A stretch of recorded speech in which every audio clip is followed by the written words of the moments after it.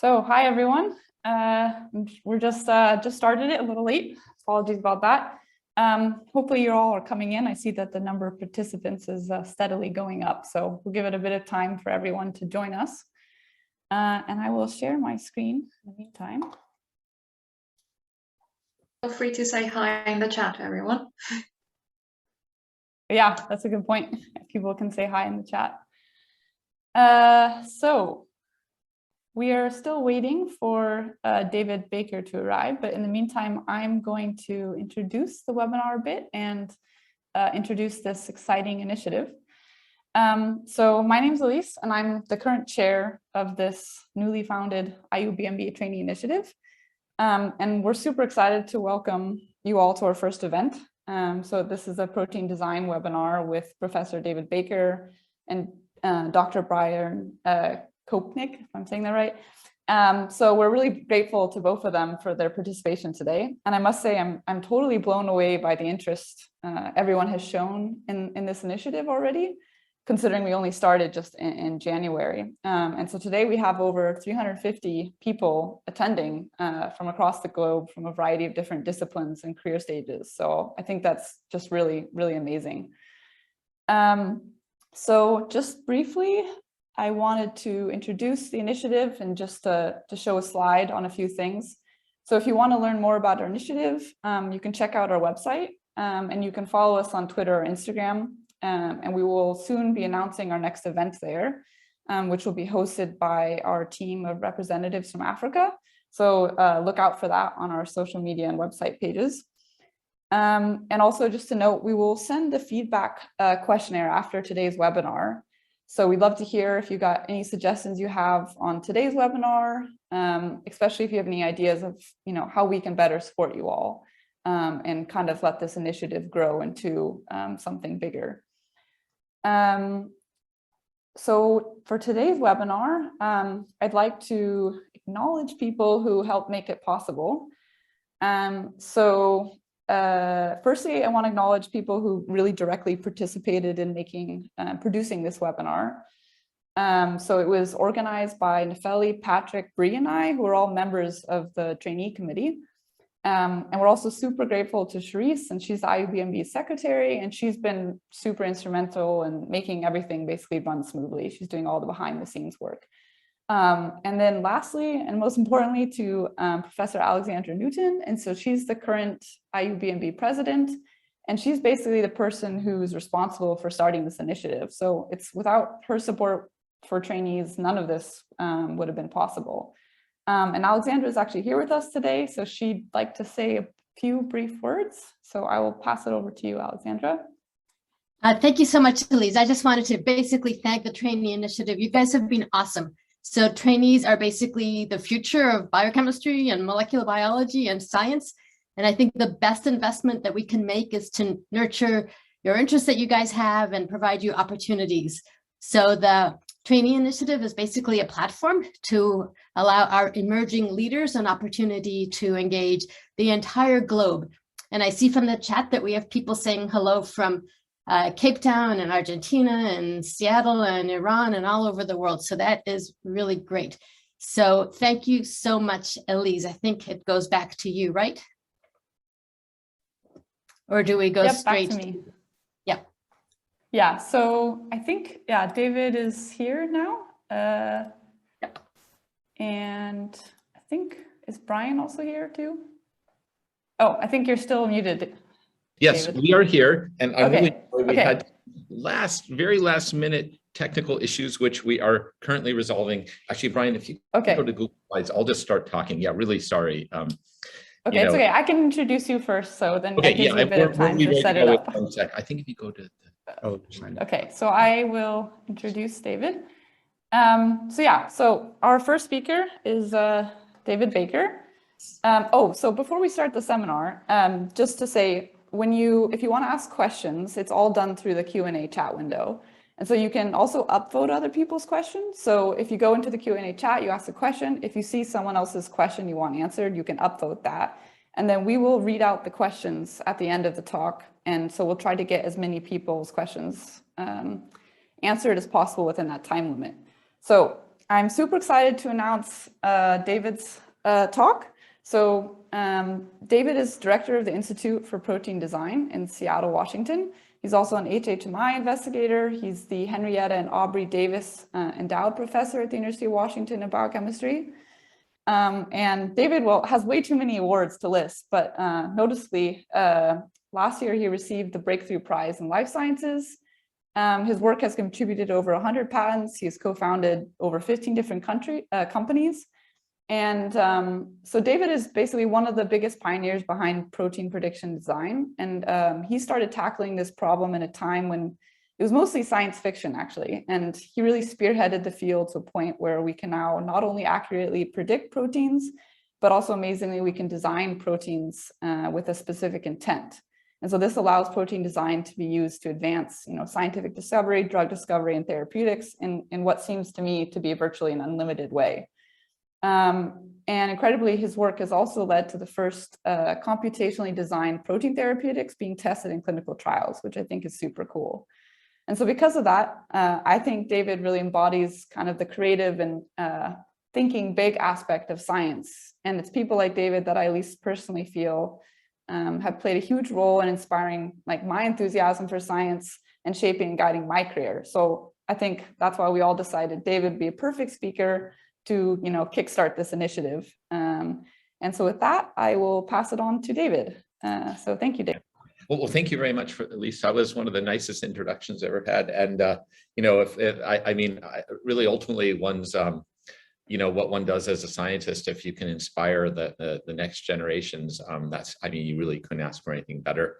So I guess a few just words about maybe words of, I don't know, I can't call them wisdom, but so I think never plan too far ahead. Like my graduate work, I never even touched a computer. In fact, I ridiculed people who touched computers. So, and look at me now, I've just gone totally over to the dark side. So it's like, yeah, so things, and you can't really predict the future of science. So I think Elise will point out that some of the things we're doing seem like science fiction. Well, actually, they still seem like science fiction to me. And 3 years ago, I would have said they were totally impossible. Well, I wouldn't have said that because I knew that the impossible is coming possible, but just don't have too preconceived ideas about what the future of science is going to be, and what you're going to be doing, and just do what you're most excited about at any given time. And I think that's a pretty good recipe. So I'm going to talk about de novo protein design, and this is one of those areas which is now really in a real state of ferment. So for quite a number of years, we've been developing sort of physically based approaches to protein design, and those are based on the idea that proteins fold to their lowest energy state. So if you want to if you want to design a protein to fold to a new structure in that picture, you have to design a sequence, an amino acid sequence, whose lowest energy state is that structure. And if you want to, for example, design a protein which maybe switches between two states, you have to have it design a sequence which has two different low energy states. And Brian will be telling you about FoldIT in just a moment. And in FoldIT, as in Rosetta, there's an energy function that describes all the detailed interactions between atoms and proteins, like the hydrogen bonds, of van der Waals interactions, and so forth. And so for many years, we've been trying to get our description of reality at the atomic level, all this description of the energy, the computation of the energy, as accurate as possible. And most of what I'll tell you about today has been made with that model.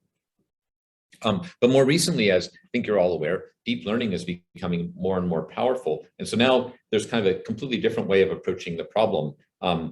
Deep learning, of course, is based on analysis of really large data sets. In the case of protein folding and design, the protein structure data bank, where and connections are basically identified through this by processing this huge amount of data between amino acid sequence and protein three-dimensional structure. And so if you have a mapping from sequence to structure, you can use it to design new proteins, because you can essentially invert it and say, well, I want to make this structure, what sequence would fold up to it?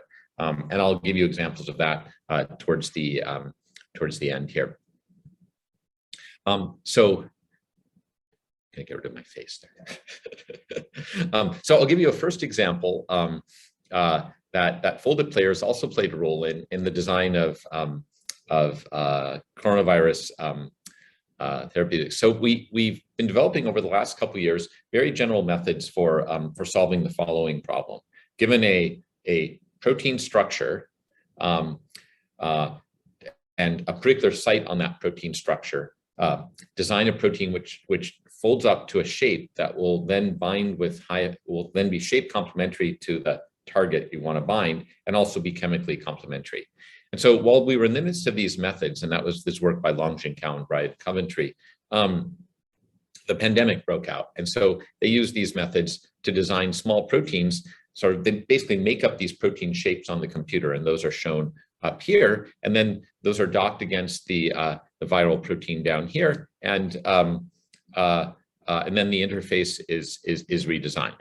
And so what that ends up looking like is, let's just focus attention on the picture on the right here, where we have one of these small proteins that you can see it fits really, it's the way the side chains fit against the structure is really, they fit really well. And this is kind of a remarkable protein. When we made it in the lab, it's only 55 amino acids. So it's much smaller than naturally occurring proteins, but it's super stable. It melts at 95 degrees and it binds super strongly to the virus. So with a KD in the 20 picomolar range. And when this protein is added to virus that in the presence of cells, it turns out it blocks the virus from getting into cells really, really strongly. Like it's actually perhaps the strongest, the most potent known compound in terms of blocking coronavirus from getting in. And when then the cryo-EM structure was solved by Lexi Walls, it's really cool. So here's the spike protein, of course, is a trimer, and there were three. The trimer has 3 copies of the spike protein, and you can see that this small protein, this is the design protein, is binding each of the 3 copies. And then if you superimpose the design structure, the experimentally determined structure, which is in magenta, on the design structure over the whole complex, they're basically identical. So not only was this sort of computational method able to design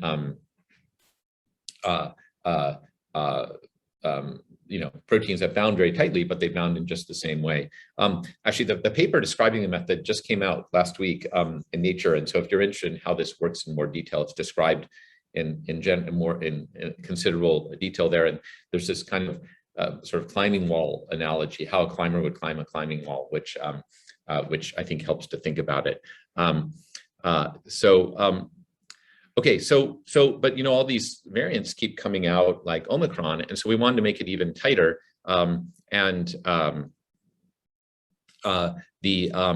what we did is we designed symmetric versions with 3 copies of that binding protein held in just the right position to engage 3 copies of the spike protein. So here's this designed symmetric sort of hub, and here this is the cryo-EM structure. You can see that it engages all 3 copies on the spike protein very effectively, and this is a very potent neutralizer of all the variants so far, and it's being developed for clinical studies. Okay, so now it's kind of fun. So we have this general method for designing proteins which bind to essentially any target you want. And so we're designing these small proteins now to design to human cell surface receptors like cytokine receptor subunits and growth factor subunits. And we've now made binders to quite a few different growth factor and cytokine receptor subunits. And like they're all small proteins, but the point of this slide is on the right here. You see that the surfaces that they present to whatever they're binding are really quite different in charge and shape, and they're quite specific for their intended target. So what's really cool now is we can induce signaling in all sorts of different ways. For example, Natasha, a grad student in the lab, designed scaffolds that have, like, for example, in this case, 6 copies of a designed protein. And then she fused a binder that had been made against the F receptor to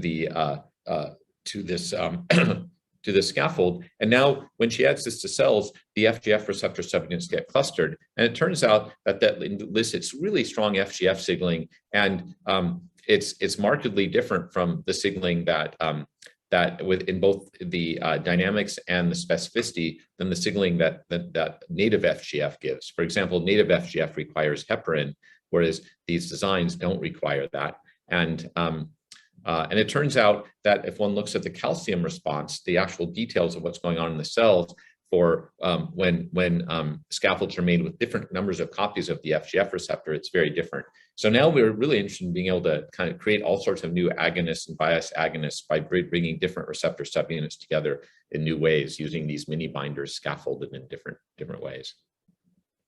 So so we can also, so that was like design of proteins that have just one state, but we can also design essentially molecular devices that have two different low energy states, kind of like I was talking about at the beginning. And so here's a design biosensor, which has an off state, which is dark. And in this off state, there's a binding domain that is that's kind of sequestered within this cage. And then when the target for that binding domain is present, it causes the whole thing to open up. And in the open state, it emits light. And so we've used this to make coronavirus sensors, and this is kind of like a kind of an artist's depiction of how that works. And this system works really quite well. You have this totally dark sensor, but once it's in the presence of coronavirus protein, it opens up and light's emitted. We can also use this this kind of switchable system to do different types of problems, like, for example, identify subsets of cells in the body, for example, tumor cells. And so here in this experiment, we have this sort of two-component switchable system, and we have cells that have, and we direct one component of the switch to one marker and another component to another marker. So only cells that have both markers will get both copies of the switch. And then when the switch is thrown, then instead of emitting light, in this case, what we do is we have an effector, something that will come in and recognize the part that's freed up and then do something.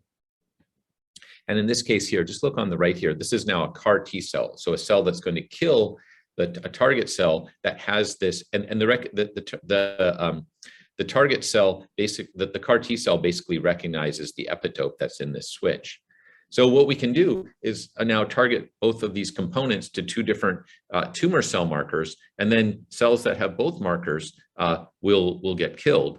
But and the reason you might want to do that is like, it might be that they're normal cells that just have one marker, but if you know your tumor cells are the only cells in the body that have two markers, these two markers, then you can kind of get selective killing of them. Now, it might be that not even that is enough, so that you need there's like a third marker, which would be present on healthy cells, but not present on the tumor cells. And in that case, what we want to do is A and B, not C logic. We want to kind of shut down the switch if a third marker is there. And we can do that by making a third protein and directing it to a third marker that basically shuts down the switchable system. So one of the areas we're really interested in now is designing kind of synthetic delivery vehicles. So these would be like kind of like analogous to virus particles, except here what we've done, and we've been developing methods for designing proteins which assemble into icosahedra and other shapes for some time. In this case, here's one that's this is work by Robbie Devine, of a pentameric protein that binds antibodies, which are in yellow, in just such a way, at just the right angle, so the whole thing will close up into an icosahedral nanocage. And here's another one that binds antibodies in just such a way as to close up into an octahedral cage. And what Erin Yang, a student in the lab, did is she took the octahedral one. So here's the tetrameric protein. Here's the antibody, and you see there's kind of an empty space here. So if you wanted to package something inside, the problem is it would leak out. So she designed a plug that kind of fits in there perfectly. And she also made that plug pH dependent, so it would come apart at low pH. And here's a cryo-EM structure now of this sort of three-component delivery vehicle. Here's the looking down, this is the design tetrameric protein. Here's the twofold where the antibody sits.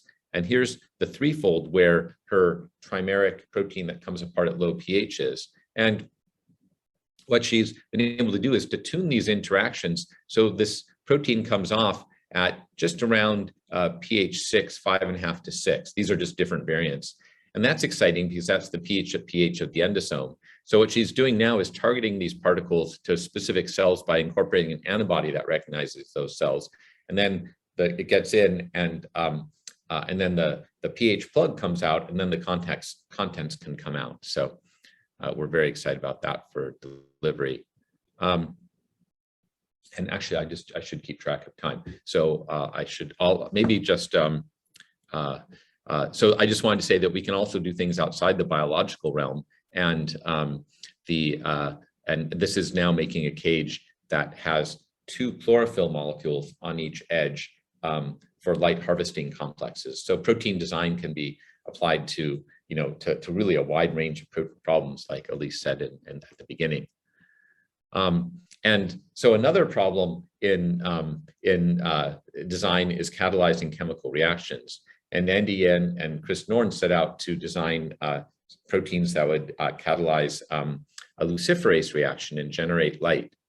And so they designed proteins to bind very snugly to kind of the high energy intermediate along the reaction path. And so basically here's the luciferase substrate. Here's the designed enzyme that fits around it really, really snugly. And there's an arginine that stabilizes a negative charge that develops during the reaction. And this is really cool. This enzyme actually catalyzes the chemical reaction with its K-cat, its activity is similar to that of naturally occurring luciferases. But as I'll show you in a moment, its specificity is entirely different. And so despite the fact this thing is made completely from scratch, it's bright enough so that you can even read it out with an iPhone. Let's cut to the chase here. So this protein I showed you, it really snugly binds that luciferase substrate. So it's very, very specific for the intended substrate, whereas naturally occurring luciferases have much more open pockets, and they are not specific for, they're not very specific. I'm sorry, I think I put too much in. Okay, the last thing I wanted to tell you about with conventional Rosetta is we're now designing molecular machines, and this is work of Alexis Courbet. So he designs axles and rings, and the rings can rotate around the axles. And where we are now is he's designed a whole variety of axles and rings. These are completely designed from scratch, and then he can use cryo-EM to kind of monitor how the ring is what the relative orientation of the ring and the axle are. And you can see that in some cases there are sort of very defined orientations of the ring relative to the axle, and in other cases it's just looks like it's kind of diffusing around. So we're trying to measure the dynamics of that now and couple it to a chemical fuel. Oops. So I want to say a few words about deep learning. Elise, actually, when did you want me? Should I be done at 10? Hey, you can go a bit over. No worries. So okay, right. So as you know, there's been a lot of progress in predicting structure from sequence using deep learning. And so what we realized, or even Ivan Anashanka realized, is that we could turn this around and use this to make new structures, because we could take completely random amino acid sequences, predict their structure, and then and they wouldn't really be predicted to have any structure at all. But then we could optimize the sequence to the point that it would have a very well-defined structure. And that's kind of like, we call this hallucination because it's kind of a network's idea of what an ideal protein looks like. In the same way you can get networks that are trained to recognize cats to generate ideal images of cats. And so this is pretty cool. So we start off with random amino acid sequences, and we predict their structures, and we optimize the sequences so they are predicted to fold to a unique structure, and we get sequences that then actually do fold to very well-defined structures. So that's kind of neat. We can make completely new structures from scratch, and rotation students, 2 rotation students last quarter used that to make really kind of crazy structures, these huge, here we were not just trying to hallucinate the structures of monomers, but collections of monomers, and they were able to come up with sequences. The network essentially hallucinated these giant protein rings. This is actually a cryo-EM structure, which again, we would have never thought would work until like a month ago. And so we can now modify this hallucination procedure to get it to make proteins that actually have useful functions by saying that the whole sequence can't be free. Some part of it has to actually fold up to a functional sites. And so, for example, we can say that some part of it has to fold up to a structure that would be recognized by an antibody, a part of a antigen. So, for example, here's the RSV protein, and it's got these epitopes, and it's of interest to try and stabilize those epitopes. So we use this hallucination approach to design small proteins which hold those epitopes in place. And it's pretty cool. They actually fold up when they bind the corresponding antibodies. So we can do this and this is the final thing I'll tell you about. So you're probably all familiar that how if you're typing into a word processor, at a certain point, it may just try and autocomplete your sentence, and that's because it kind of has a language model inside it. So we can now do the same thing with protein design. We've developed this program called Rosetta Fold, and we've kind of trained it now to be a general model of protein sequence and structure. And what that means is we can give it partial sequence and partial structural information, feed it through, and it will generate a complete sequence and a complete structure.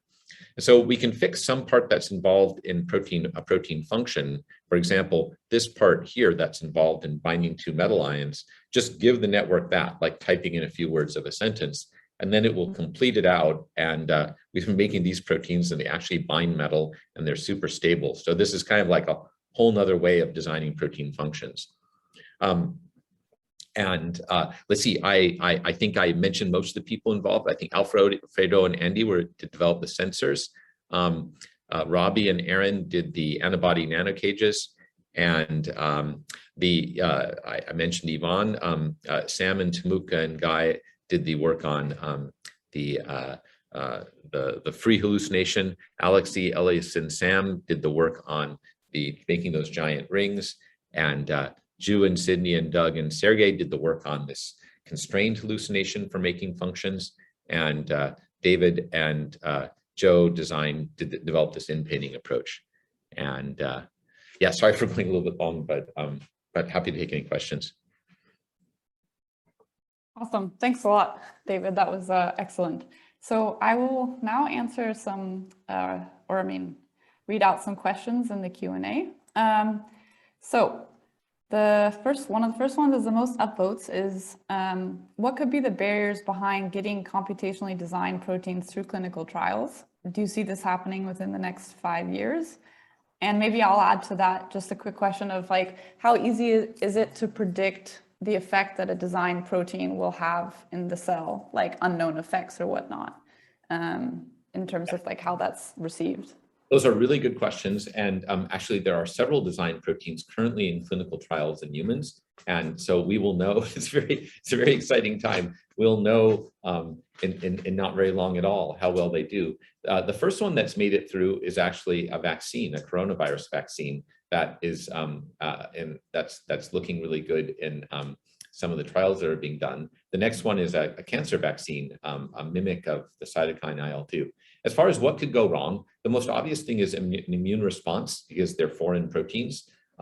We haven't seen much immune responses to designed proteins yet, probably because they're very small and stable and don't get presented well on dendritic cells. There's always toxicity problems. They tend to be very specific. They're much smaller than antibodies, and so they don't tend to bind to a lot of different things. But the real answer is that, like any new drug that could be used in humans, they need to go through, get FDA approved, go through clinical trials, and that's really when you learn about safety. So we're going to learn a lot more about the answer to that question in a year. Awesome. So another question is, can mini proteins effectively target cytoplasmic proteins in vivo with reasonable specificity? Yeah, so the problem with cytoplasmic proteins is that they have to get through the plasma membrane. And so I didn't talk about it today, but we're also using the same methods, design much smaller compounds, like cyclic peptides, and those actually can get across biological membranes. And if you wanted to target, so if you wanted to target intracellular proteins, then you'd want to go with smaller compounds that could diffuse across the cellular membrane, or else have some other way of getting things across, like those delivery vehicles I described. Great. Here's another one. So someone asked, since there are so many directions and applications to protein design, how do you prioritize your projects and new ideas? Yeah, well, that's a really good question. I mean, I think it's, you know, a lot of it depends on, you know, if there's a new student in the group who's really passionate about, say, plastic degradation, we start working on plastic degradation, and indeed we're working on plastic degradation. So part of it is, you know, what the people coming here, I mean, I'm really fortunate I get these brilliant people coming from all over, really excited about applications of protein design. Sometimes I get a lot of emails from collaborators saying, hey, we've got this problem, we think protein design would come from. But I would say most of it is just things that bubble up in the group. I mean, I sort of have this picture of the communal brain where everyone's sort of talking to everybody and bouncing ideas off of them. And a lot of the things just kind of bubble up from, you know, from basically from the communal brain. Great. Another one is someone asked how to prepare and learn to transition themselves from a crystallographer into this computational world. Do you have any insights on that? Like I said, my graduate work was just completely unrelated. I was working on yeast cell biology and never touched a computer. So I think it's really, you know, whatever you want to do, you can do. You just, I mean, obviously, you know, read a little bit about it. You know, if you don't know, if you haven't done much programming before, learn Python, and then go to a place where people are actively doing this kind of work. It's really, you know, a lot of this stuff you learn best by kind of, as most like just if you're in the environment, then you can really learn a lot quickly. I should say another fun problem I'm really excited about, just to give you an idea of scope, is, you know, proteins in nature, nucleate mineralization, for example, tooth and bone and shells. You know, nature's figured out how to get inorganic compounds to mineralize. And so if you could do that by design, just imagine all the crazy hybrid materials you could make, maybe, you know, getting semiconductors to deposit or other kinds of exotic minerals. So that's one of the things new things we're working on. Awesome. Another question is, do you think we'll ever get to a point where we can predict proteins with full confidence and not need to experimentally check the prediction? Yeah, well, you know, methods like AlphaFold and Rosetta Fold are getting really close to that. You know, again, maybe 3 or 4 years ago, I would probably said it would be a long time, but I think for proteins that where you know all the components that are interacting, for example, if you know something's a pure monomer, the structure can now be quite accurately predicted in many cases. Awesome. We'll take a few more. There's too many to answer, unfortunately. See, another one is, would you use this design method instead of yeast affinity maturation as for better affinity specificity, or would you use instead suggest it for applications where yeast display cannot accomplish the goal? So say molecular machine logic gating. That's a really good question. I mean, certainly the second is true, that that de novo design is really good for getting on the map when you have no, you know, like design a molecular machine, you can't set up a yeast display selection for a molecular machine. In fact, for the binder design stuff, what we find is de novo design is really good in the same way of getting in the ballpark. So getting a protein that binds in a certain site, but the computations are still not that good at the really fine details. So where we tend to use methods like yeast display is for in the late stage optimization, where we'll try every point in, for example. And so that's one of the limitations of protein design right now, is still getting that last little bit of accuracy. So that's the sort of the way that sort of directed evolution approaches are tying into this, is use de novo design to get the broad outlines and basically get everything in place, and then you do fine tuning by directed evolution. Awesome. Okay, I'll take 2 more questions. So one of the ones is, what was the most kind of inspiring aha moments in kind of the development of protein design? Like, what was the moment that just, yeah, blew your mind, I guess? Oh gosh, there have been many, many, many such moments. I mean, I like to say I have the best job in the world because I think they happen once a week. So yeah, it's really hard to pick one. I mean, basically at any, at the beginning, all problems seem super hard. And then, the first success in designing a protein, that completely new protein that folded was a big new step. And now, like having a rotation student generate, a 60 copy ring that looks like nothing in nature is like, we've kind of keep raising the bar. Or like the things, most of the things I talked about today were all like, wow, aha moments. So yeah, so I guess I'm just really lucky. I get to have new aha moments pretty often. Awesome. Okay, last question. So someone asked about the difference between Rosetta Fold and AlphaFold, and in terms of sometimes Rosetta Fold gives a folded structure where AlphaFold will suggest disordered. Their question is like, what could be the difference in terms of like how they're predicting that model? And then kind of related to that, what do you think is the future of predicting intrinsically disordered regions of proteins? Yeah, well, let's see. So part of the difference is in the way the models were trained, where AlphaFold was specifically trained on that the disordered regions were included in the training set, whereas in Rosetta Fold, they weren't. And that's why AlphaFold tend to put in disorder more often. I should say that we'll be releasing soon a new version of Rosetta Fold, which actually looks a little bit more accurate than AlphaFold. But I think in terms of the question about intrinsically disordered proteins and recognizing them, I think that actually is not such a hard problem. And I think, methods like AlphaFold are doing pretty well. It's more a question of how you represent it, right? Because in AlphaFold, you get these long stringy things, which of course is not, the actual thing is probably sampling some complex subset, complex ensemble of states. So I think one of the challenges for deep learning structure prediction methods is sort of predicting ensembles, like for disordered regions. They're not completely disordered, but they're not in single states either. So what is the set of states that they populate? And that's kind of a current research problem. Awesome. Okay. Thank you so much, David. That was such a real pleasure and really inspiring. Great questions. Great. And yeah, Elise, do you awesome. come back to Seattle? Sorry, say it again. You'll come back to Seattle? Do you ever visit? I am. I'm planning to. I'm applying for jobs. So, by the lab next time.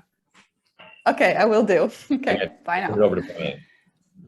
Awesome. So yeah, Bree will introduce Brian now, and sorry for everyone who didn't get their questions answered. We'll maybe try to touch base on some of them in Brian's Q&A, but otherwise, thanks for everyone for your involvement, and I'll pass it on to Bree. Thank you so much, Dr. Baker. That was an amazing talk. So I'm honored now to be tasked with introducing our next speaker, Dr. Brian Kepnik. You might know him as BKEP. He uses this FoldIT name to introduce himself in his monthly lab reports on YouTube. There he discusses the goings-on of FoldIT and walks viewers through some of the most recent structure submissions, pointing out the interactions going on between and within molecules. Dr. Kepnik received a BS in biochemistry and computer science from Wake Forest University in Winston-Salem, North Carolina, before joining the Baker Lab at the University of Washington, Seattle as a PhD student. He earned his PhD in 2019 and has remained at the University of Washington's Institute for Protein Design as a research scientist in the Baker Lab, where he works on the development of FoldIT. If you want to learn about FoldIT, he's the person to go to. He spent his PhD helping develop the software, involving the public, and analyzing the data generated. And he's still at it strong. Therefore, we are absolutely thrilled to have him here today, and I'm going to let him take away the screen. Thank you, Bree. That was a very generous introduction. I'm going to assume that everyone can see my screen, and you should yell at me if you can't. I'm Brian Kepnik. I'm a research scientist here at the IPD. I work with David, which is always a pleasure. I work specifically with FoldIT, which is just one project here at the Institute. So you just saw a lightning talk full of, I lost count of how many different projects David got to talk about. I'm going to slow down here and kind of get try to paint a more complete picture of how one of these projects works. And this is FoldIT. This is a computer game that we use to crowdsource protein design, and really we try to engage the public in all this cool research that we do here at the Institute. You know, David talked about all these different projects where people designing proteins. You know, we have a bunch of PhDs and graduate students here in the lab designing proteins. But if you look over their shoulder, they're you know, they're kind of not doing what you thought. When I was an undergrad and I heard about protein design, I imagine people standing in a room kind of making models of, you know, I have some of these 3D printed models where, you know, people are maybe just like tweaking little things by hand and really trying to design like this kind of artisanal protein design. But really it's, you know, in the computer age, it's a lot of people just sitting at computers. You type in a terminal, you write out a command, and then you press go, and then it runs on a supercomputer for a week, and you come back, and then you know, you get to look at designs and stuff. But there's the people, these, you know, really smart PhDs in the lab. It's a different approach than what you might expect.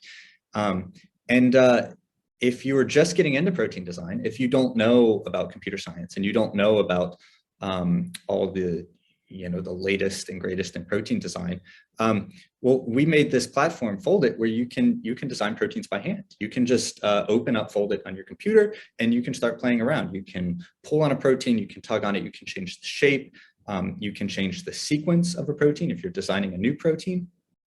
And so this, you know, the goal here is to open up what we're doing to anyone, and that's the whole goal of FoldIT is to try and we want to make sure that, you know, anyone can design a protein if they want to. So in FoldIT, you know, like I said, you have full control over a protein model kind of in the computer.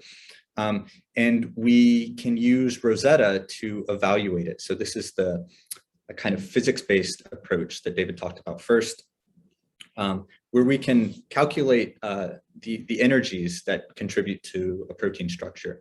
So you have hydrogen bonding and electrostatics and van der Waals clashing and you know, good hydrophobic packing. All of these things contribute to protein structure, and so we can look at your model and we can calculate the energy of it, and this is returned to you as a score. So all of a sudden, this is looking very much like a video game where you're kind of playing you're playing with a protein structure and trying to maximize the score, right? You're trying to optimize the energy of your model. And so when you play FoldIT, it's a competition. You compete with other FoldIT players online to find models with the best energy. And so that's what you see. You know, what I'll do, my job is to, you know, I talk to all these really smart people at the IPD, and they have all these really cool research problems. I'm like, oh, well, that sounds like something that FoldIT players could help with maybe. So I'll set up a FoldIT puzzle, and maybe this FoldIT puzzle is design a binder for some protein target. And then anyone who wants to play FoldIT can open up FoldIT, they can see my puzzle, and then they can play the puzzle and work to develop a model. And by optimizing this stability, by optimizing the FoldIT score, they're coming up with good solutions, with good possible binders, proteins that could actually, you know, stick to this target. And so at the end of the puzzle, usually we let players work on a project for a week at a time or so. We collect all of their solutions, and we have this ranking, which kind of already tells us, you know, which solutions are maybe the most promising. And of course, after a puzzle, you know, we can do a lot more heavy-duty analysis of FoldIT designs here in the lab. And that's kind of the second part of my job. The more fun part is I get to actually go into the lab and test out FoldIT designs. So a couple of years ago, let's see. Oh, so a couple of years ago, we kind of published this landmark paper for FoldIT where we had challenged FoldIT players to design proteins from scratch. We just give them an extended chain, like in this figure, it's just a completely unfolded protein with, you know, just isoleucine, and we say fold it into whatever shape you want, and give it whatever sequence you want, and just try to optimize the score, this physics-based stability or energy to try to design realistic proteins. And they did. We have there are several now. I think we have 5 crystal structures in the PDB of solved FoldIT player design. So these are proteins that are completely designed from scratch by FoldIT players. These are, these are people that have no physics training, that certainly don't have PhDs in biochemistry or in protein design, of course. But they're able to design these proteins, and they're excellent design proteins. They are just as stable as anything that we would come up with in the lab. In fact, we found that citizen scientists will actually create more diverse proteins than you would get from PhDs or from people in the lab. Because I've been looking at natural proteins for years and years. So if you ask me to design a protein, I'm going to think, oh, like a ferredox, and that would be pretty cool, or maybe a 10-barrel. But if you ask citizen scientists to do this, you'll get 100 different ideas. And if they don't have any background in biochemistry, you'll get some really unique proteins that we've never seen before. And so this is starting to look like a real strength of FoldIT. So now, we're seeing that FoldIT players, if you can crowdsource a problem effectively, this thing you can get from crowdsourcing is this really creative explosion of just lots of different ideas for a problem that, one person is just can't manage on their own. That's just kind of the wonderful thing about human diversity, is just a diversity of ideas. And now that we've seen that we can design proteins effectively in FoldIT just by crowdsourcing this, we can think about applying it to high impact problems. And so today I'm going to focus on COVID-19 and how we use FoldIT for COVID-19 research. So David talked a little bit about this at the beginning of his talk, how we can design antivirals for the coronavirus spike protein. And just to review a little bit, I'm sure everyone's seen this figure now from the CDC. This is like an artist's depiction of what coronavirus looks like. And you can see it's covered in these big red spike proteins, right? It's what gives the coronavirus its corona. And these spike proteins, what they do is they recognize the human ACE2 receptor on epithelial cells in the lungs, right? And that's how it initiates infection, is by binding to this receptor found on human cells and then triggering kind of the infection of the target cell.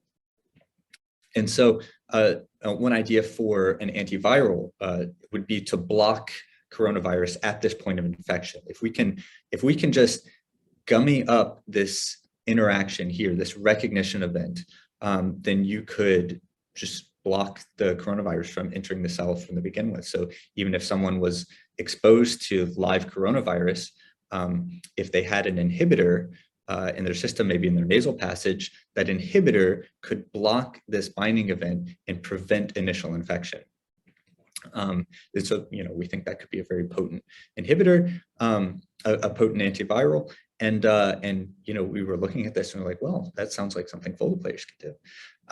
So that's what we did is we set up FoldIT puzzles where we provided FoldIT players with the structure of the SARS-CoV-2 spike protein, the receptor binding domain that binds and recognizes the human receptor. And we say, we just ask FoldIT players to try to design a protein here that can bind here and inhibit this recognition event. And the really cool thing about this is that all we need is a structure of the target now. We don't, you don't have to have like a complete characterization of folding kinetics or binding activity or anything like that. If you just have a structure of your target protein, we can start challenging FoldIT players with this. So we were able to set up these puzzles as early as late February of 2020.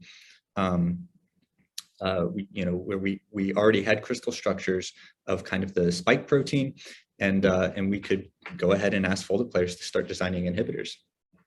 And so we challenged FoldIT players to do this kind of throughout the summer of 2020 and onward. We saw kind of what we expected, just a lot of diversity. So here I have kind of just an array of 100 or maybe 99 FoldIT designed binders for the COVID spike protein. And these are all proteins that, they're designed by FoldIT players to stick to the spike, and they look pretty good to us. I have some summary metrics down here that they probably don't make a lot of sense to you, but you can see that the numbers on the right from the FoldIT design compare pretty strongly to the numbers for the natural ACE2 inhibitor. So like the binding energy is a little bit stronger, and we think that the surface area is about very similar. So we think that these FoldIT designs, they're about on par with what you'd need to have an effective inhibitor of this protein. So this is pretty cool, and we were able to test these in the lab. We can test these in vitro, just in a test tube. We can see if these FoldIT proteins, designed proteins, stick to spike protein, or at least the RBD, the receptor binding domain of the coronavirus spike. We can test this very easily in lab. So this is actually a very straightforward experiment, and we can order custom DNA that encodes all of these FoldIT proteins.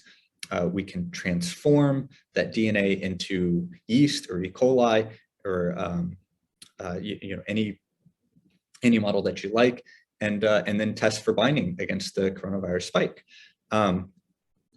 We did I should say none of our FoldIT designs bound to the target, unfortunately, but doing the same exact experiment with designs from the IPD, from researchers at the IPD, is how we came up with the LCB1 spike protein. And this is the inhibitor, the antiviral that David showed at the start of his talk, the one designed by Long-Shin Kao and Brian Kepnik. And I've loaded it up here into FoldIT, so you can kind of see what it would look like in FoldIT. Of course, Long-Shin didn't use FoldIT to design it. And of course, right, this thing it's really potent. It can block coronavirus infection in a petri dish and in animal models. It looks really, really effective for blocking coronavirus infection. And again, all you have to do to get to this antiviral protein is you just have to design a protein against this target crystal structure. All you need in the beginning is a target crystal structure, and we can challenge FoldIT players to do this now. So we've been, we're once we got LCB, of course, we kind of have shifted focus, and we haven't been designing proteins more recently for the coronavirus spike. But there are lots of other targets out there, right? I mean, every biological process more or less is mediated by proteins. So the ability to design protein inhibitors, can have massive implications for any infectious disease, like very similar to coronavirus. But we can also target proteins in the human immune system, to try to modulate human immune responses, which is really important for, especially for cancer therapies and numerous other human reactions. The applications for this kind of thing is just endless. So we have ongoing puzzles. Every week we change over the FoldIT puzzles that we give to FoldIT players. So, I going around the lab constantly and talking to people, and we say, we get new ideas for FoldIT puzzles, new research that we can do. And so, this week, maybe we're designing protein binders for the TGF-beta receptor, or next week we're designing protein binders for interleukin-6 receptor. And it's kind of a nonstop, a never-ending series of puzzles that we can challenge FoldIT players with, get a bunch of designs, bring them into the lab and test them, and see if they actually work. Let's see. So that's how FoldIT works. More or less, the general scheme is we have a research problem. We challenge FoldIT players with it, and then we test it in the lab. And all the time we're making improvements to FoldIT. We're trying to change FoldIT to make it a more effective software. We learn a lot from FoldIT players. FoldIT players have great ideas, not just about strategy of folding, but a lot of FoldIT players, just interacting with the research, they have really good ideas for, new ways to bind new proteins, or, different types of puzzles, different types of tools that would be useful for protein design. And so we're constantly trying to improve FoldIT and make it more effective. The most recent kind of developments has been with these deep learning tools, which was the second half of David's talk that he just gave. These deep learning models like AlphaFold and Rosetta Fold are extremely powerful for structure prediction. And we can turn that around and we can use it for protein design. So we can use these tools as kind of a validation step for our protein designs. If Rosetta Fold can predict how your design folds up, that gives you some measure of confidence about the success of your design. That's been really exciting. We actually have AlphaFold hooked up to FoldIT now. So if you're playing FoldIT and you're designing a protein, you can upload your solution to our FoldIT server for an AlphaFold prediction. And so we have a server on our end that's just constantly predicting structures using AlphaFold. And so it'll run. It'll take a few minutes to run, but after 2 or 3 minutes, the server will send back an AlphaFold prediction to your computer, and you can load it up and you can see, which parts of your protein AlphaFold likes, if AlphaFold is able to fold it with a high confidence, and then you can load in the AlphaFold prediction, and the actual coordinates of the AlphaFold prediction, and see what AlphaFold thinks your design sequence will fold up into. And we've seen that FoldIT players are making pretty good use of this. They can they're designing lots of very cool structures, things that we wouldn't really have been able to see before.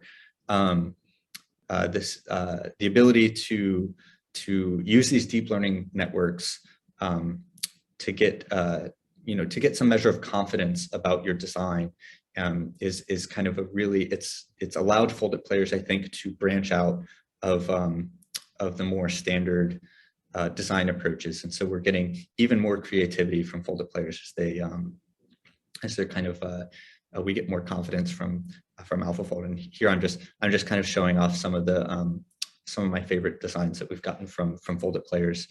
And then these are the confidence values from AlphaFold, which are looking pretty good to us. So, if we test these proteins, we could maybe reasonably expect them to fold up correctly in the lab.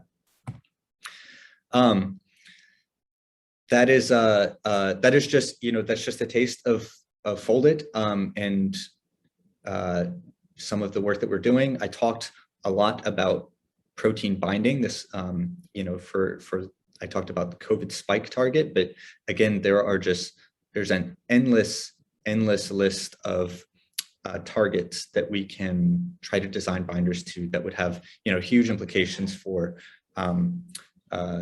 medicine, designing protein therapeutics or diagnostics. You saw David talk about having these luminescent sensors that can diagnose the presence of an antigen.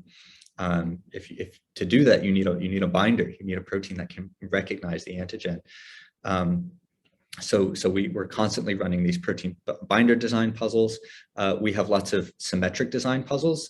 This is an outstanding problem. If we want to design more protein materials, we're thinking these mini binders, they're very small. They're on the order of like a nanometer, maybe a couple of nanometers across. If you want to build macro structures out of protein, something on like the micron size or even bigger, right? Something visible. The easiest way forward is probably to design a symmetric protein, something that can repeat or tessellate. So if you design a protein that interacts with itself symmetrically, these can be useful for building blocks, and that's where you get kind of tessellated surfaces, 2D platforms, or you can design 3D crystals of proteins that grow to visible sizes, or even just the cages, like the particles David mentioned that we're using for endosomal delivery. Those all rely on symmetric building blocks, which comes down to designing a protein that can interact with other copies of itself. So this is a really cool feature we have in FoldIT. You can design a protein, and then you can be reflected or rotated around some axis for cyclic symmetries, or you can do helical symmetries, all sorts of stuff. Some other projects we have doing ligand binding. So there are a lot of cases, I don't think David talked about any of these projects, but there are a lot of cases where we'd like to design a protein that could bind to some small molecule. It could be like cortisol, or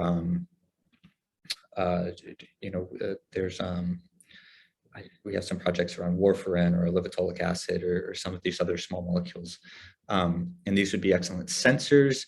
These could be a step in the direction of enzyme design. If you want a protein that can catalyze some reaction on a small molecule substrate, the first thing you have to do is have to bind that substrate. So here we can design a protein that would bind to this target small molecule. And then kind of the latest thing that we've been doing, this is a big collaboration with the Vanderbilt lab in Nashville, the Myler lab, Jens Myler's lab at Vanderbilt in Nashville, is we can now design small molecules in FoldIT. So we're not talking about just designing proteins anymore. We're talking about changing the atomic structure of chemical compounds. So, you can change the atom type of this compound from a nitrogen to an oxygen, or you can add a phenyl ring onto your compound, or do all of these kind of adjustments. And you can now, in FoldIT, you can design a small molecule compound for a protein target. So this is really exciting, kind of a brand new frontier in FoldIT that we're really hopeful could open up a lot of new applications. So the last thing is I'm going to encourage everyone to try out FoldIT. That's the whole point. Is FoldIT is accessible. Anyone can play it. Tell your friends about it. Tell your parents about it. I have I put together a special puzzle for IUBMB attendees. Anyone who's in this talk now, if you download FoldIT from our website, it's just https fold.it. You download FoldIT. You'll have to make a user account, which is completely free. We only need your email address just to confirm your account. And then if you log in to the FoldIT client, at the puzzle selection menu in the science puzzles, you'll see this IUBMB beginner puzzle. And that's where we have uploaded the LCB1 binder, the original LCB1 binder, against a portion of the coronavirus spike protein.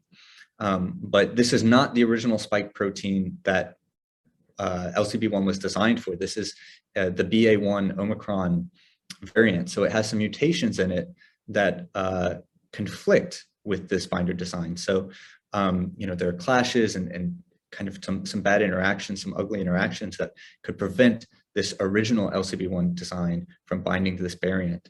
And so we've kind of put together this little puzzle where you can play around with the sequence and try to design a variant of our antiviral that could tightly bind to the variant, the BA1 variant. Of course, David showed that the inhibitors we have they do effectively bind Omicron. So you could try to find also maybe how this protein could shift in the binding pocket and bind to this variant.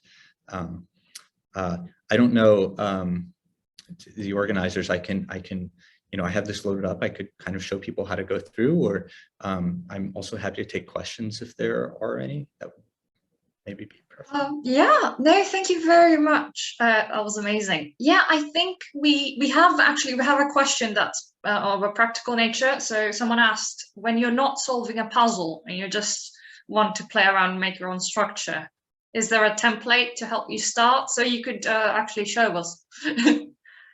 Yes, let's see. So if I stop sharing there and all right, so I'm sharing FoldIT now. So if I, play online. So this is what it would be like if you download FoldIT. You create a user account, you sign in, you go to Science Puzzles here, and then you'll find this IUBMB beginner puzzle. And so you can play it. It'll take a minute to load up. But yes, there are different ways that we can do this. Sometimes we can give you, we give users a kind of a template to start with. So that's what's happening in this case. You have the structure of LCB1 to start with. A lot of times we kind of prefer to start FoldIT players from an extended chain without any structure. Mainly the intent there is to just remove bias, to try to really encourage creativity. That's the main value that FoldIT has against other more computational methods for protein design, is just the creativity that FoldIT players bring to this. If you really don't know where to start at all, you can use the AlphaFold tool. If you give any random sequence on your protein, you can submit it to AlphaFold, and then AlphaFold will predict a structure for that sequence. And so once you get the structure back from AlphaFold, you could maybe change the sequence for that structure and then do another submission. And then you can go back and forth and get use the AlphaFold tool to get reasonable structure predictions for your sequences and optimize them in tandem. This could be kind of like the hallucination approach that David talked about in his talk. Awesome. So basically, is there any like a tutorial that sort of walks people through how it works? Yes, I should have started there actually. I put together this coronavirus puzzle variant for IUBMB attendees.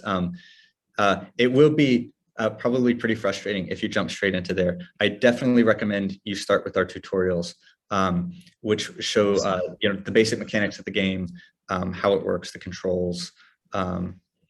You can play through, and it'll give you lots of confetti when you solve the tutorial levels. That's fantastic. So just a couple of questions on like the basics. So the AlphaFold the feature is incorporated in all of your puzzles, and you can use it. It's in select puzzles. We can turn it off.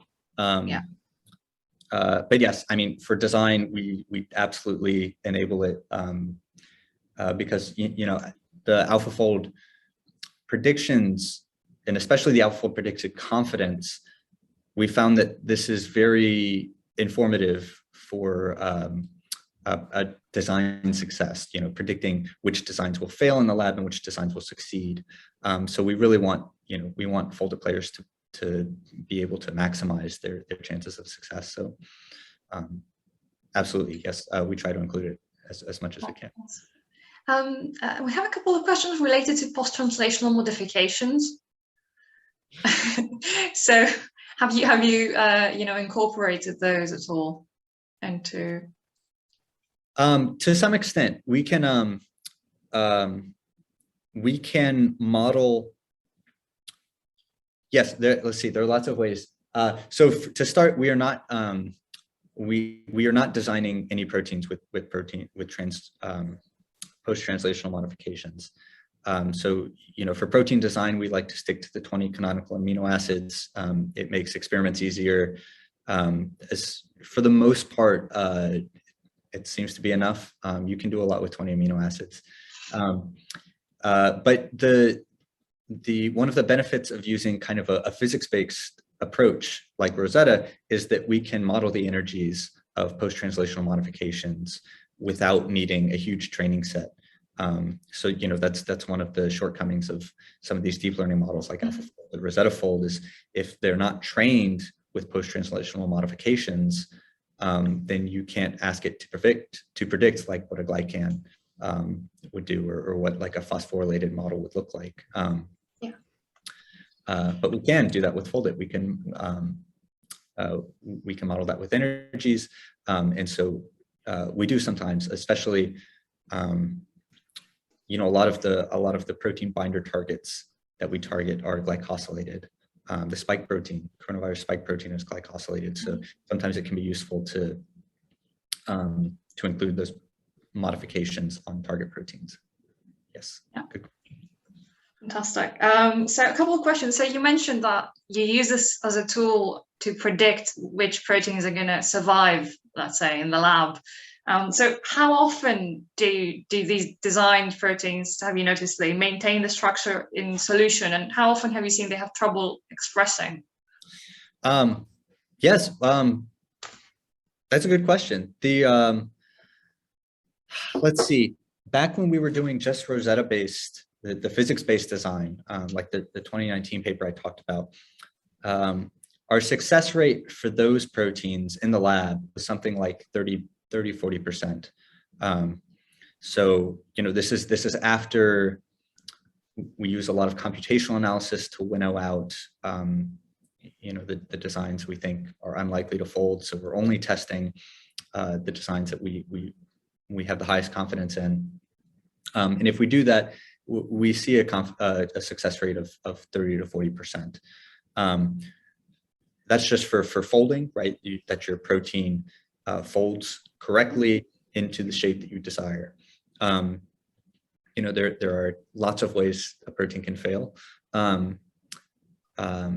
And so it does depend on the task. So for example, if the protein binding problem that we talked about, so this is like the LCB1 spike binder. If you're trying to design a binder protein, that's a much harder problem. Not only does your protein have to fold, but it has to fold precisely in the way that you want, and it has to then stick to the target, and not just stick anywhere on the target. It has to stick precisely where you designed it to stick to the target. And you should go read the paper that just came out that describes this method. But kind of the state of the art in our lab is that we're seeing success rates of about between 0.1 and 1%.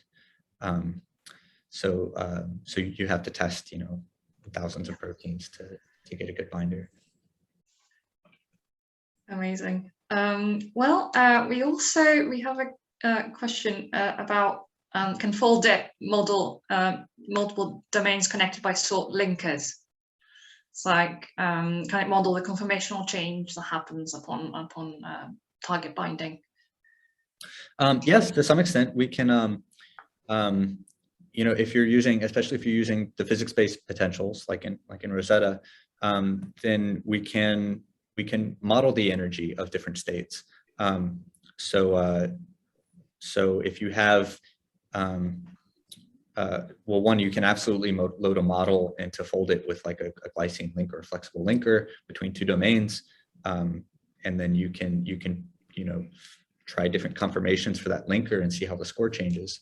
I guess you should change not very much, depending on the conformation, but that's the point of a flexible linker, is that it has lots of different conformations with comparable energies. So yeah, that's absolutely something that we can do in FoldIT. I don't know if that's that question. Yeah. No, I'm seeing a couple of people asking if FoldIT can be played on phones. Not yet. Not yet. Not yet. Yes, we're getting cool. The thing to remember about FoldIT is that it's running state-of-the-art molecular modeling software. So this is not, you know, this is not like Angry Birds. This is software that was designed to run on supercomputers. So the hardware requirements are pretty steep, you know, the good thing about that is, the good thing is that phones are actually become very, very powerful.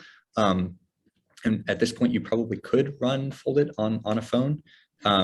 It would for sure deplete your battery within 20 minutes. But the big hurdle we face is just supporting platform.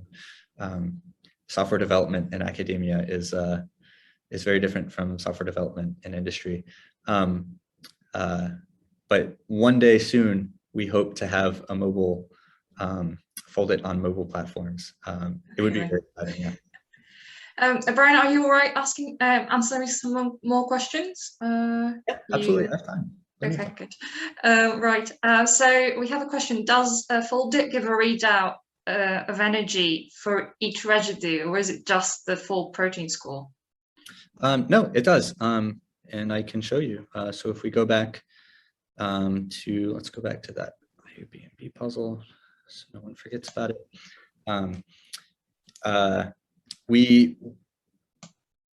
You can, if you, well, so the key for this is to just highlight a residue and then press tab, but that will show you a breakdown of the scores. And so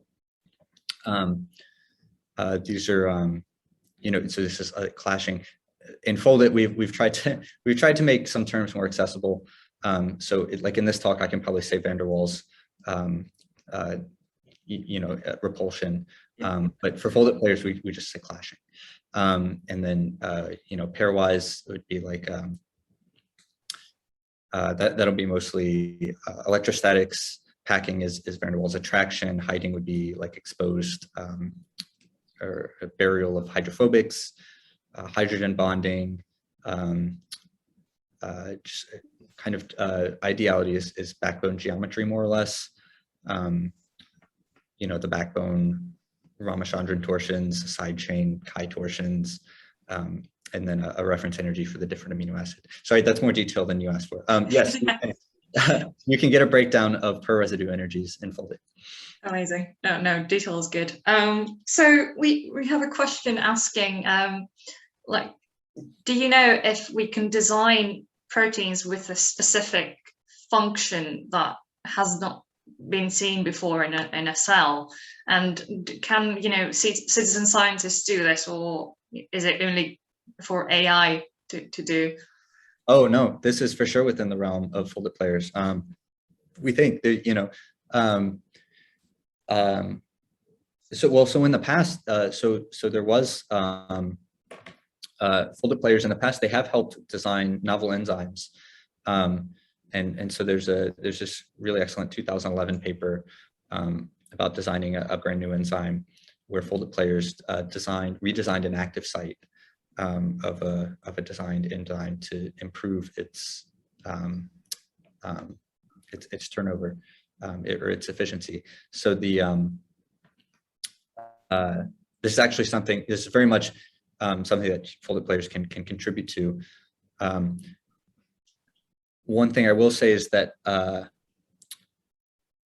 it's a big part of doing any of these scientific problems is kind of it's a problem of framing. So you have to you know, if we want to do enzyme design in FoldIT, we have to parameterize the puzzle correctly. You know, we have to make sure that the score up top reflects our design objectives. And so that's the only kind of thing that you might need a little bit of expertise for if you wanted to use FoldIT to design an enzyme all by yourself. Without, you know, it would be difficult maybe to set up that puzzle in a way that you could do it. I don't know if that's helpful. I'm sorry. Yeah, no. You don't have to worry about any of that for the puzzles that we set up that are online that you can play.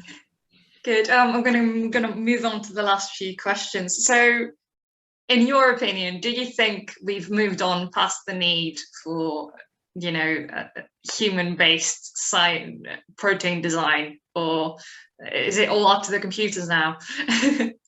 No, for sure not.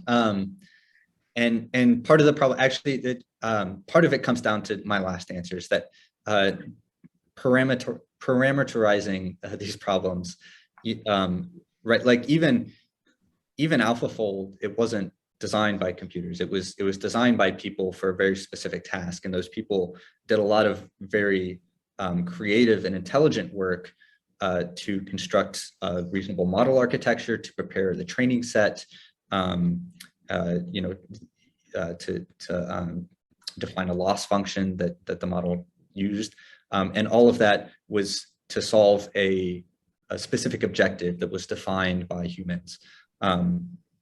So as long as it's humans picking the problems that we want to solve, it will always be humans working with computers to solve those problems. I'm very confident. Yeah. So for someone who wants to actually join this field, what sort of advice would you give someone moving from maybe a bench-based position, and what kind of coding skills would they need to have? Yeah, I'm going to echo David. Just jump in. Try to find an open desk somewhere and just ask questions. It's especially true here at the IPD, but I've been fortunate enough. Most of my experience in academia is people want to help. They like to talk about things.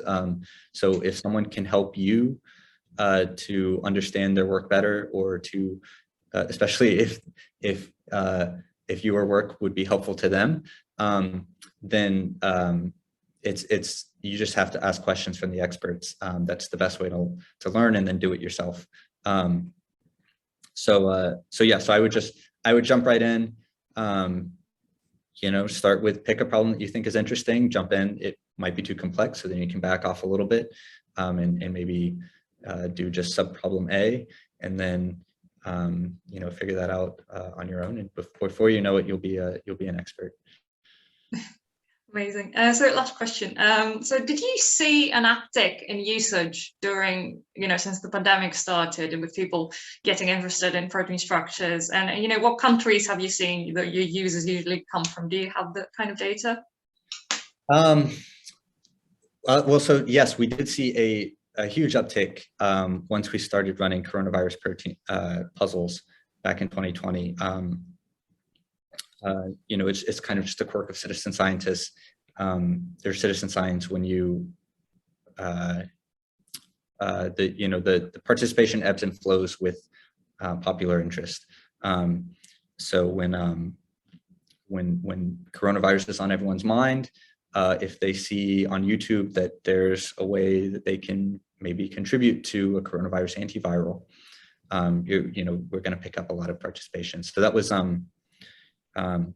as terrible as coronavirus has been and continues to be, it has been very encouraging to see how much participation we're getting and how much people want to help and are willing to contribute and learn about kind of the science that goes on in the background, learn about how drugs are developed, how proteins are designed. It's really very heartening. We do not monitor so much our player demographics. We maybe could. The thing that I would stress is that we're not. I want to be very clear that FoldIT does not mine anybody's data. We're not so much interested in collecting demographic data about who's helping us. When you participate in FoldIT, your contribution is your intellectual contribution, is the actual creative work that you put in designing proteins. That's what we want from you to play FoldIT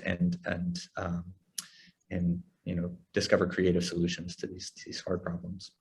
That is great to hear. Thank you very much, Brian, for your great talk and demonstration, and for answering all the questions. Of course, yes, thanks for having me. Unfortunately, we didn't manage to get to all of the questions, so thank you to everyone for submitting them, but for the interest of time. Yeah, I guess I'll jump on now and just say like a last few kind of concluding remarks. But yeah, awesome talk, Brian. I love the interactiveness of that. So I think it's made it a lot of fun for hopefully everyone. But yeah, what a fantastic first event, everyone. I hope you guys all had as much fun as I had. It's probably the most fun I've had all week.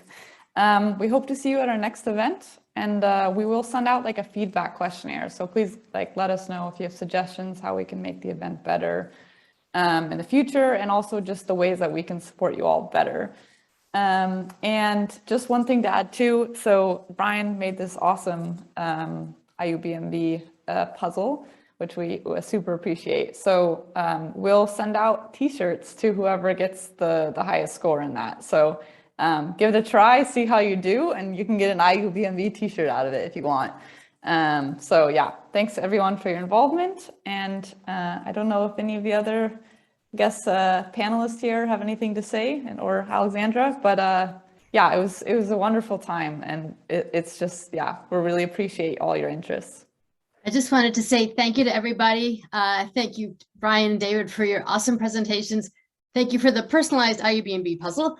But I especially want to thank the Trainee Initiative for putting together such an amazing first event. It's really been a model that's going to be hard to follow, but I'm sure it'll be great after this too. So thank you, everyone. Thanks so much, everyone. Awesome. This was really cool. Thank you, everyone. Bye-bye. Okay, bye, everyone. Stay in touch, be safe, and be happy.